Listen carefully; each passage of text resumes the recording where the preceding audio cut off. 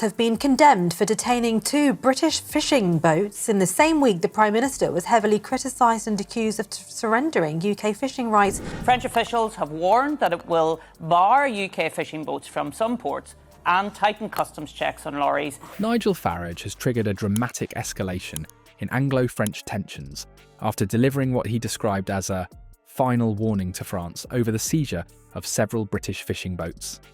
Because, we've got a boat was impounded the other day, yes. As you know, a British boat. Here's the thing. The confrontation, rooted in long-simmering resentments dating back to Brexit, exploded into public view after reports surfaced that at least 3 UK-registered vessels were detained by French maritime authorities. French officials claimed the boats had violated licensing terms, but Farage swiftly rejected the explanation and accused France of deliberate economic warfare, calling it a brazen attempt to provoke Britain into submission. French authorities have been condemned for detaining 2 British fishing boats in the same week that the Prime Minister was heavily criticised and accused of surrendering UK fishing rights. The incident unfolded in disputed waters off the coast of Jersey, an area that has seen increasing friction since the UK left the European Union. Under post-Brexit agreements, French vessels must apply for licences to fish in British waters, and Britain, in turn, must grant those licences in accordance with agreed-upon terms. But the process has been marred by confusion, delays, and accusations of bad faith on both sides. Between us and the European Union. And now what you've got is France wanting to willfully breach that treaty. According to insiders, the boats seized this week had submitted all necessary paperwork and were actively engaging in legal fishing activity. That didn't stop French patrols from intercepting them, issuing on-the-spot fines and dragging them back to port. When the news broke, Farage went on the offensive, appearing on national radio and social media within the hour. He lambasted both the French government and what he described as the UK's spineless leadership, accusing them of allowing British waters to become a playground for foreign aggression. "We took back control of our waters, or so we were told," he said. The French, having got an incredible deal out of all of this, now want the earth and think they can bully us into submission. What I see today is our fishermen being dragged away like criminals while the government stands there doing nothing. It is shameful. Farage demanded that Downing Street issue an immediate ultimatum to Paris, warning of retaliatory measures unless the vessels were released. Behind closed doors, the message was even harsher. Sources close to Farage say he is calling on military involvement, including deploying Royal Navy vessels to assert control over British waters. He believes only a show of force will end what he sees as persistent French harassment. "We are being tested," one ally said.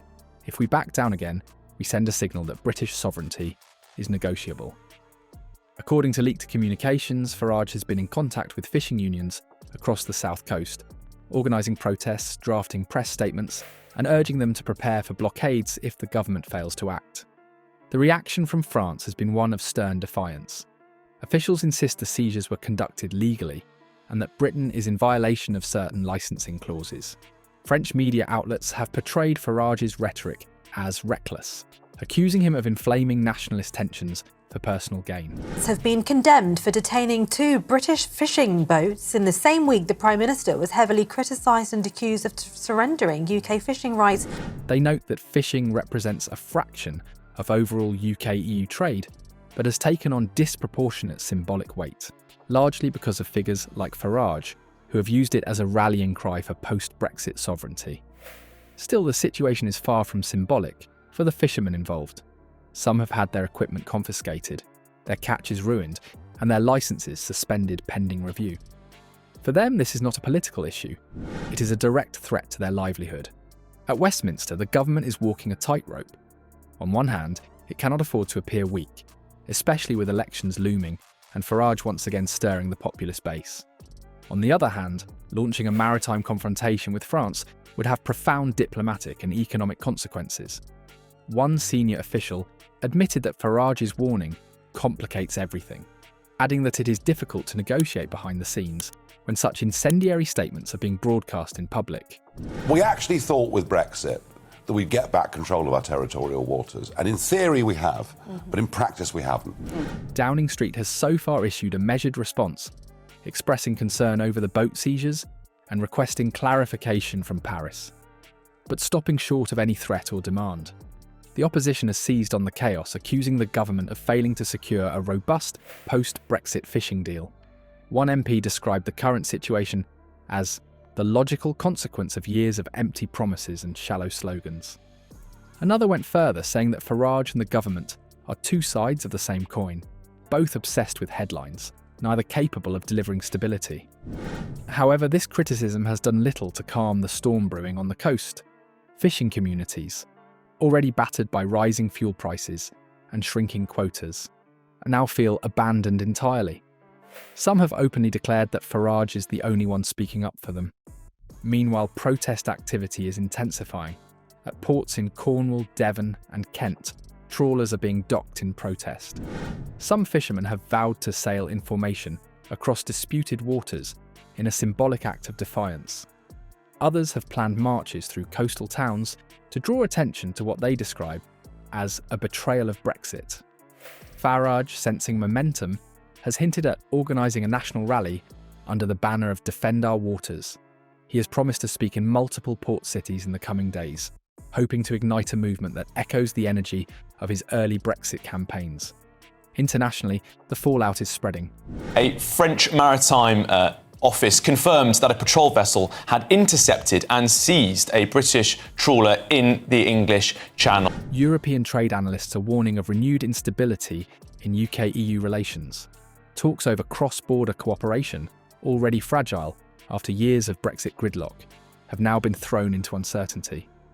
French officials have suggested they might tighten customs inspections on British goods if provocations continue. French officials have warned that it will bar UK fishing boats from some ports and tighten customs checks on lorries. And British exporters are bracing for delays. The EU Commission has not formally commented, but observers expect it will back France unless the UK presents concrete evidence of treaty violations. Farage, for his part, seems undeterred. His tone has grown increasingly combative, casting the confrontation as a defining moment for post-Brexit Britain. "This is it," he said in a recent online broadcast. "This is the moment we find out whether we meant what we said about sovereignty. The French are pushing us. Will we push back? Or will we roll over like we always do?" The French Maritime Prefecture confirmed that a French patrol vessel had intercepted and seized a UK trawler off the Baie des Somme in the English Channel. We've allowed licences to French boats to fish up to our 6-mile line if they could show historic fishing access. The message resonates strongly with his base, many of whom believe that Brexit has yet to deliver on its promises. For them, fishing rights are not a niche issue, they are a symbol of national dignity. The government now faces a difficult decision. Escalating the conflict could trigger wider repercussions across trade, diplomacy, and regional security. But doing nothing risks further erosion of public trust, particularly in coastal constituencies that helped deliver Brexit. Ministers are reportedly weighing options, ranging from diplomatic complaints to targeted patrol increases in key fishing zones. There is also talk of invoking emergency review clauses in the trade agreement to demand arbitration. But time is running out. The longer the boats remain in French custody, the more incendiary the political atmosphere becomes. Every hour that passes strengthens Farage's narrative and weakens the government's position.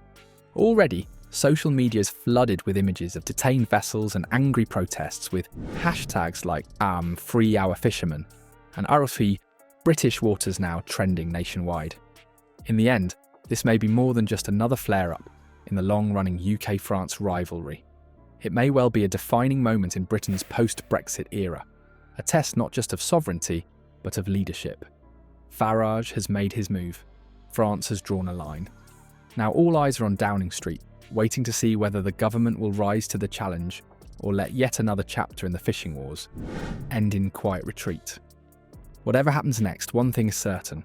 The battle over Britain's waters is far from over, and the tides are turning fast.